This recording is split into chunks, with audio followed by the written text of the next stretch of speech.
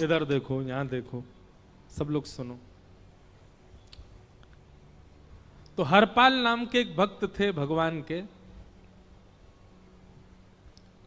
खूब भजन करते थे, खूब साधना करते थे, नाम जप करते थे, कथा सुनते थे, लेकिन वो ब्याह नहीं कर रहे थे। क्यों? उनकी इच्छा थी कि जैसा मैं भजन करता हूं, जैसी मेरी भक्ति है, जैसा मेरा भाव ठाकुर जी के प्रति है, ऐसी कन्या मिले तो मैं ब्याह करूंगा, नहीं तो जीवन भर ऐसे ही रहूंगा। तभी उनके किसी रिश्तेदार ने आकर के बताया, बोले तेरे लायक कन्या मिल गई मुझको। तो हरपाल जी बोले, क्या क्या गुण है उस कन्या का? बोले उस कन्या ने शर्त रखी है, मैं उसी से ब्याह करूंगी जो रोज 1000 संतों को प्रसाद पवाता हो। हरपाल जी बोले, अब तो मुहूर्त भी नहीं निकलवाना, कल ही ब्याह करवा दो मेरा। ऐसी कन्या से तो मैं बिना मुहूर्त के ब्याह करूं। मुहूर्त उसके संग देखा जाता है जिसके संग यह संकोच हो या फिर यह दुविधा हो कि पता नहीं जीवन कैसा चलेगा। इससे तो मुझे भरोसा है बढ़िया जाएगा मेरा जीवन, इसी से ब्याह करा दो। कन्या ने शर्त रखी, हरपाल जी हम आपसे ब्याह तो कर रहे हैं, पर हमारी शर्त मंजूर है ना? रोज 1000 संतों को प्रसाद पवाना पड़ेगा। बोला मैं निश्चित करूंगा, आप ब्याह कर लो। और ब्याह हो गया। हरपाल जी रोज 1000 महात्माओं को प्रसाद पवाते। अब देखो, अगर कोई संकल्प ले ले कि मैं 1000 महात्माओं को प्रसाद पवाऊंगा, अगर 100 महात्मा ज्यादा बढ़ जाएं, 200 महात्मा ज्यादा, उनको मना करेगा क्या? वो तो फिर अपराध बनेगा उससे। प्रसाद पवाने का संकल्प लिया तो जितने आए सबको बैठाने की जिम्मेवारी उसकी। ऐसी कथा में भी होता है, कथा में जितने लोग आए सबका स्वागत होना चाहिए, सबके लिए स्थान पर्याप्त होना चाहिए। कई जगह प्राइवेट कथा करा, हम तो मना कर देते, मत कराओ भैया, आपको अपराध लगेगा। क्यों? वैष्णव को पता चला कि कथा हो रही, वो सुनने आ गया, जगह नहीं मिली या फिर वो बैठ नहीं पाया, तो खाली रहे भले ही स्थान, पर फिर भी स्थान बड़ा रखो ताकि कोई भी आए तो कोई रहे ना कथा से, नहीं तो कथा कराने वाले को अपराध लगता है। वैष्णव बिना सुने चला गया। तो हरपाल जी ने नियम ले लिया, रोज 1000 महात्माओं को भोजन कराते। अब 1000 की जगह कभी कभी 1200 भी हो जाते, 1300 भी हो जाते, 1500 भी हो जाते। लेकिन हरपाल जी करते कुछ नहीं थे, कमाई का कोई जरिया नहीं था, केवल दादा परदादाओं की पुश्त से जो उनके पुश्तैनी धन था उसी को ही खर्च करते जा रहे थे। 1 साल तक बढ़िया चला, 1.5 साल बढ़िया चला, लेकिन 1.5 साल बाद धीरे धीरे धन खत्म होने लगा। जैसे ही धन खत्म होने लगा, हरपाल जी बड़ी चिंता में आ गए, क्या करें। पत्नी को नहीं बताते थे। क्यों? बोले इससे तो शर्त लगी, इसको क्यों बताऊं अपना दुख, इससे तो शर्त, मेरी यही शर्त थी कि रोज 1000 संतों को भोजन कराना। तो हरपाल जी ने बाहर जाते और दुकानदारों के यहां से जाकर के कर्जा लेने लगे। वो पुराने संपन्न थे तो किसी ने कर्जा देने से मना भी नहीं किया, सब देने लगे, बोले ले जा। इतना कर्जा कर लिया, 6-7 महीने तक कर्जे में भी उनके संत सेवा बंद नहीं हुई। 6-7 महीने बाद मांगने वालों ने मांगना शुरू किया, बोले हमारा दो, हमारा दो, हमारा दो। किसी का नहीं दे पाए तो पूरे नगर में ये हो गया कि भैया हरपाल जी अब पहले जैसी स्थिति में नहीं है, कर्जा इनको देना बंद करो, ये देते ही नहीं है पैसा लौटा करके। सब बिगड़ने लगा, धन नष्ट हो गया, इज्जत चली गई, लेकिन उनकी संत सेवा नहीं रुकी, रोज संत सेवा करते। एक दिन मन में विचार करने लगे, अब क्या करूं, अब तो मुझे कोई कर्जा भी नहीं देता, गहने भी सारे बिक गए, धन भी सारा खत्म हो गया। तो हरपाल जी ने मन बनाया कि मैं चोरी करूंगा, और चोरी करके ठाकुर जी, आप लोग मत करना ऐसा, चोरी करूंगा। हरपाल जी चोरी करने जाने लगे, लेकिन हरपाल जी का नियम था कि वो किसी के धन की चोरी नहीं करते थे। संपन्न लोगों के घर में जाते थे और उनकी रसोई घर की सामग्री चुरा लाते थे, चीनी, दाल, आटा, चावल, मूंग, नमक, मिर्च, ताकि भंडारा हो जाए सवेरे। इस प्रकार महाराज चोरी होने लगी। एक घर की हुई, दो घर, अब तो हल्ला होने लगा। बोले कि घरों की सामान राशन चोरी हो जाता है। वो बड़ा विचित्र चोर है, धन नहीं चुराता है, राशन चुरा के भागता है। ऐसी चोरी होने लगी महाराज। अब तो लोगों ने अपने अपने घरों में पहरेदारी शुरू कर दी कि चोरी ना हो। तो हरपाल जी को और दिक्कत होने लगी, क्या करें, कैसे करें। धीरे धीरे हरपाल जी इस स्थिति में आ गए कि अब संपन्न लोगों के यहां उन लोगों को ढूंढते जो ना कभी संत सेवा करते ना वैष्णव सेवा करते, और उन लोगों के यहां जाकर के थोड़ा बहुत धन चुरा लेते, स्वर्ण चुरा लेते। करना कुछ नहीं, अपना घर नहीं बनाते थे, बसाते थे, संत सेवा करते थे। ठाकुर जी रीझ गए हरपाल से। ठाकुर जी बोले, देखो ये सब चोरी कर करके और मेरे संतों को पवारा है। ठाकुर जी बोले, इस पर अनुग्रह करने जाना है।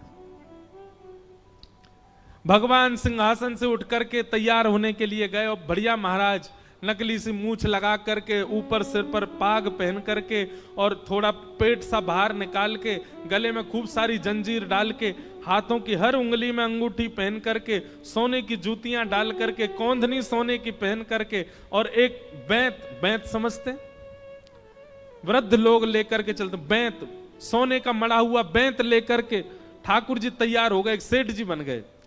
लक्ष्मी भैया ने पूछा, भगवान बड़ा सुंदर स्वरूप धारण किया, कहां जा रहे हो? बोले, अपने एक भक्त से मिलने जा रहे हैं। रुक्मणी जी बोली, मैं भी चलूंगी। भगवान बोले, तुम मत चलो, तुम उसको पहचान नहीं पाओगे, तुमसे अपराध बनी जाएगा। बोले, नहीं नहीं, भक्त दर्शन करने मैं तो जाऊंगी। भगवान बोले, जल्दी तैयार हो जाओ। सब लोग इधर देखो, वहां से कोई सामग्री आ रही है, कथा यहां हो रही है, इधर देखो, और फिर हम आंख बंद कर लेंगे, चाहे आप कहीं देखो। आंख खुली है तो हमको ही देखो।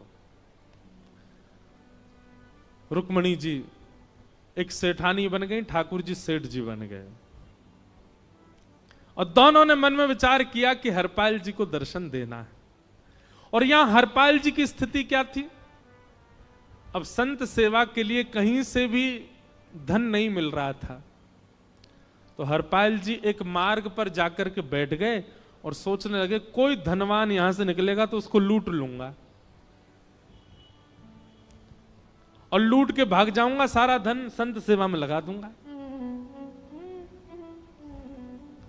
तभी उस मार्ग पर कोई और तो आया नहीं, ठाकुर जी सेठ बन करके आ गए। और महाराज खूब सारे गहने पहन करके, पाग बढ़िया सोने की जड़ाऊ पाग पहन करके, ऐसे वस्त्र पहन करके, और छम छम करते चलते आ रहे हैं। उन गहने ही बज रहे हैं ठाकुर जी के।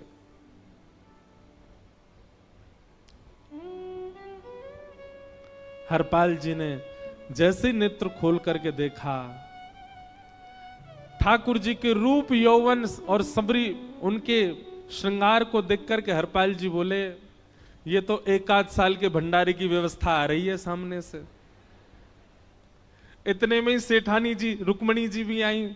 उनको ओहो, ये तो कम से कम 5-10 साल की व्यवस्था आ रही है। अगर ये दोनों लूट लिए जाएं तो 10 साल चोरी नहीं करनी पड़ेगी। देखो कितना धन संपन्न। हरपाल जी के बगल में जैसे ही ठाकुर जी पहुंचे, हरपाल जी बोले, भैया जय श्री कृष्ण, प्रणाम। ठाकुर जी तो नाराज हो गए, क्या भगवान का नाम बोलता है सुबह सुबह? तुम सब लोग बड़े पाखंडी हो, ढोंगी हो। और हमने सुना इस गांव में एक रहता है, वो चोरी डकैती करता है, और फिर कहते हैं संत सेवा करता है। ऐसी काय बात की चोरी भैया? करता तो चोरी है, भली उससे भली संत सेवा करता हो। नाम उसका हरपाल है, हम सब जानते हैं।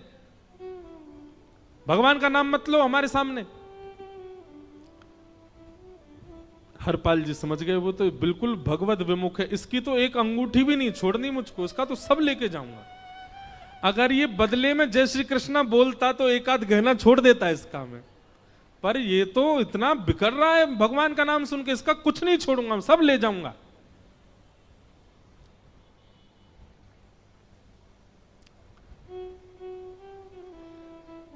हरपाल जी बोले, हाँ भैया, एक रहता तो है डकैत इस गांव में, और उसका कोई पता नहीं है, वो कभी भी आ जाता है।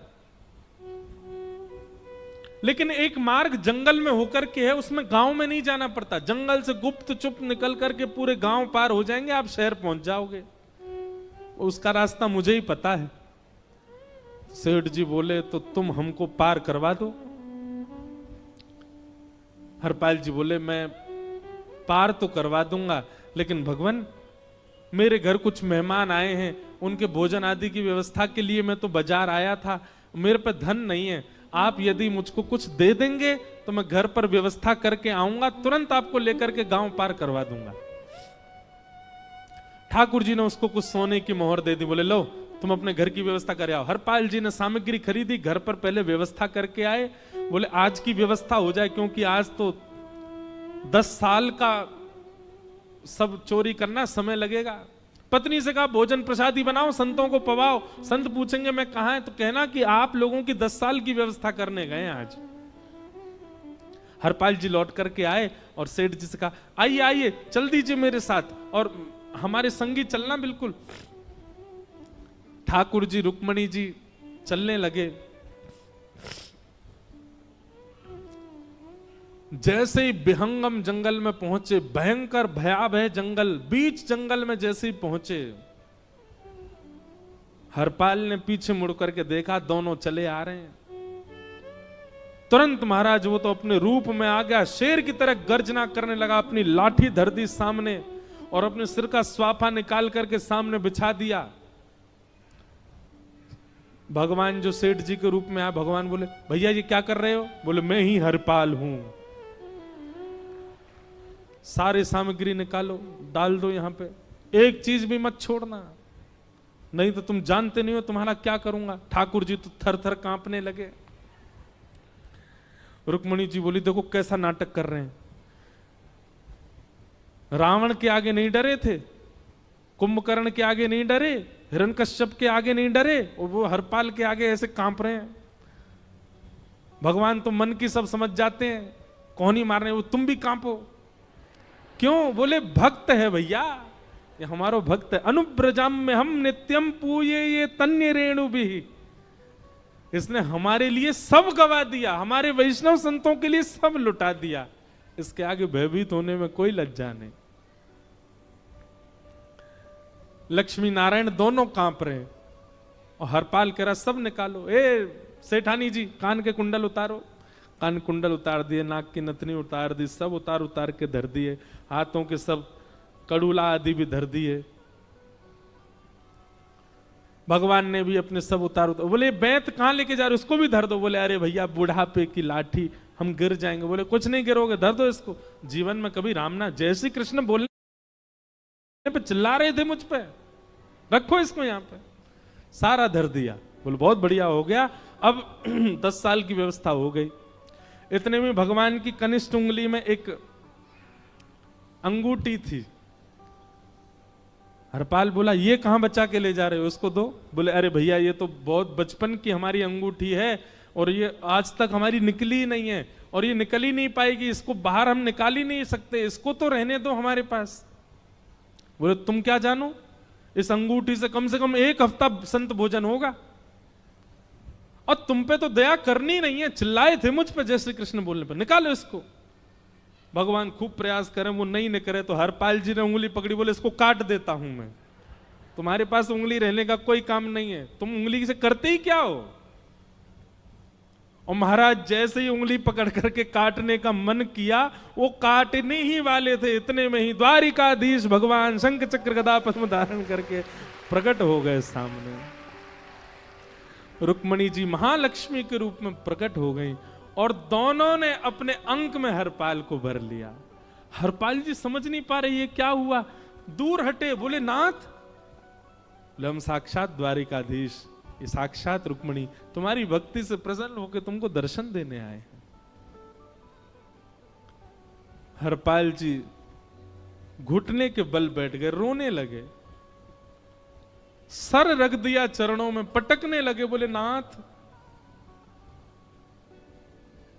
मैंने अपने नाथ को लूटा, आज मैंने अपने स्वामी के साथ डकैती कर रहा था, मैं अपने स्वामी की उंगली काटने पर मजबूर हो गया था, इसका मतलब तो मैं पापी हूं।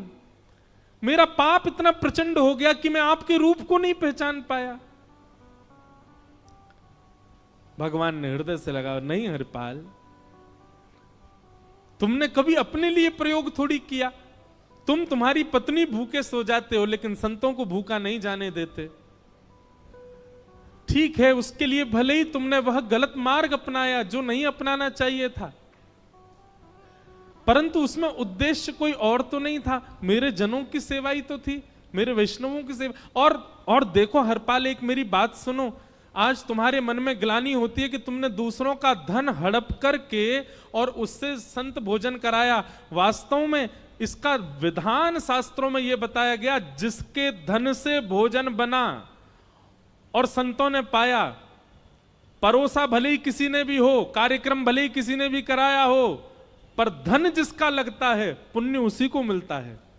तुमने तो अपने गांव के, शहरों के उन लोग जो कभी संत सेवा नहीं करते थे, उनके धन चुरा चुरा करके उनको पुण्य बांटा है। तुमने कुछ गलत नहीं किया है। हां, अपने प्रयोग में यदि लेते तो पाप हो जाता, लेकिन तुमने तो एक रत्ती भी अपने प्रयोग में नहीं ली, सब संतों में लगा दी, और जितने लोगों का धन चुराया उन सबको पुण्य प्रदान कर दिया। हम तुमसे बड़े प्रसन्न हैं। हरपाल जी चरणों से लिपट गए, बोले नाथ आप बड़े कृपालु, बड़े दयालु। भगवान बोले अब हमने दर्शन दे दिया, अब हम जाएं। और सुनो, ये सारा धन हमने दिया है, 10 साल का नहीं होगा इससे। तो बोले जब तक तुम जीवित रहोगे तब तक की सेवा बनेगी, इससे संत सेवा चलती रहेगी। ये सारा धन आभूषण हम लेकर के इसीलिए आए थे, ताकि तुमको अब कभी किसी से मांगना ना पड़े, किसी से हड़पना ना पड़े।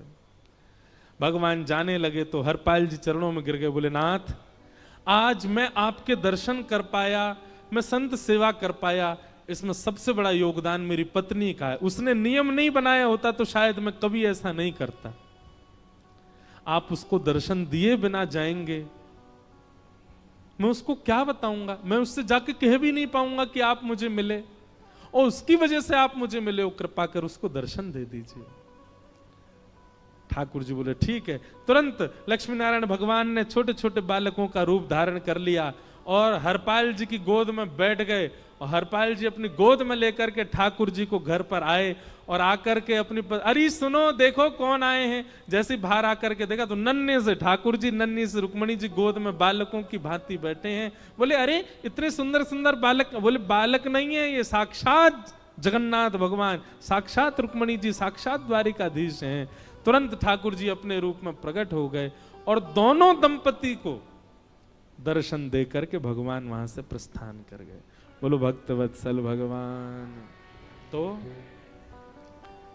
एक भक्त जीवन संगी का प्राप्त होना भगवत दर्शन तक ले जा सकता है आपको। अब जिनके ब्याह हो चुके हैं उनसे तो अब हम कुछ कर नहीं सकते, पर जिनके नहीं हुए हैं संभल जाओ, सुधर जाओ, ठाकुर जी से प्रार्थना करो, और प्रार्थना करके केवल एक ही चीज मांगो, क्या हम गृहस्थी हैं नाथ, यह गृहस्थाश्रम है, हम इसमें आ चुके हैं, अब कृपा करके हमारे जीवन में जो भी आए वो आपका भक्त आए। लेकिन आपके अथक प्रार्थना करने पर भी ठाकुर जी ने यदि नहीं दिया तो भी चिंतित मत होइएगा। मीराबाई को भी नहीं मिले अनुकूल, करमेती बाई को भी नहीं मिले अनुकूल, सक्कू बाई को भी नहीं मिले अनुकूल पति,